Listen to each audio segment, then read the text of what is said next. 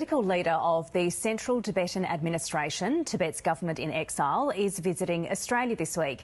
It comes as Prime Minister Anthony Albanese heads to China this weekend. Sikyong Penpa Tsering joins us now from Sydney. Thank you very much for joining us this morning. Thank you for having me in your show. As I mentioned, the Prime Minister Anthony Albanese is heading to China tomorrow for a week-long visit. What would be the message that you would want to get across for him to take with him on this meeting? As I was listening to the news now, it says that trade is one of the main agenda for this visit, for 6 days long visit. So I think it's not enough to have freedom only in few countries in this world. Freedom is necessary for every human being in this world. So when Prime Minister Albanese is visiting there, I would urge him to also say that he would like to visit Tibet. And China says that there is no Tibet problem, that Tibet is a socialist paradise. If that is the case, then why don't you allow Prime Minister Albanese to see the paradise for himself and check out whether it's hell or heaven?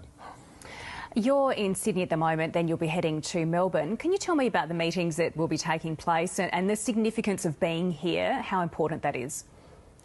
No, here I'm mainly to meet with the Tibetan community because we have a little more than 3,000 strong Tibetan community here.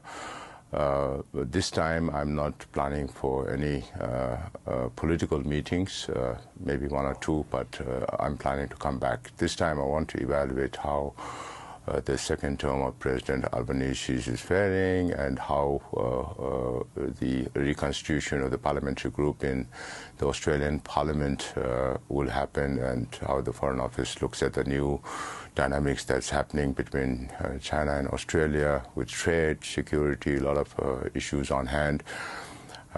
So, yes. The Dalai Lama just a few days ago announced a succession plan. Can you explain to our audience the significance of that? No, His Holiness has been asked so many questions and he has responded in many ways.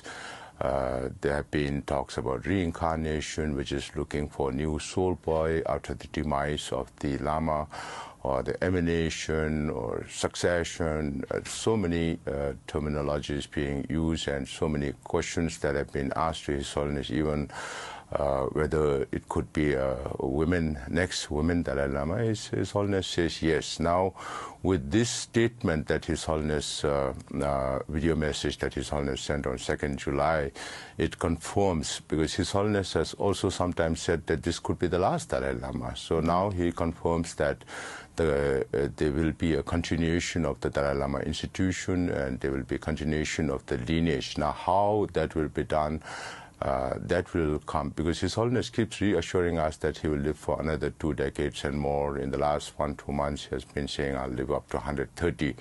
So I tell our Chinese friend, this message is for you, because they're waiting for this Dalai Lama to die. And His Holiness keeps saying that he will live long. So we have to see whether communism outlives His Holiness or His Holiness outlives communism in China. Well, that was going to be my next question. Do you think China will accept this succession plan as laid out by the Dalai Lama?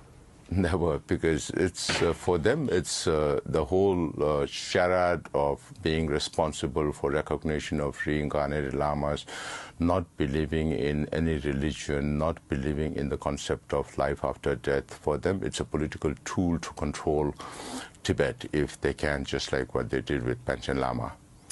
Penpa Tsering, thank you very much for joining us this morning, and best of luck on your visit in Australia. Thank you. Thank you so much. And of course, since the Dalai Lama made that announcement in the past week, the Chinese Foreign Ministry has spoken out saying the country's position on Tibet is clear and people know it, and nothing has changed in that department. Okay.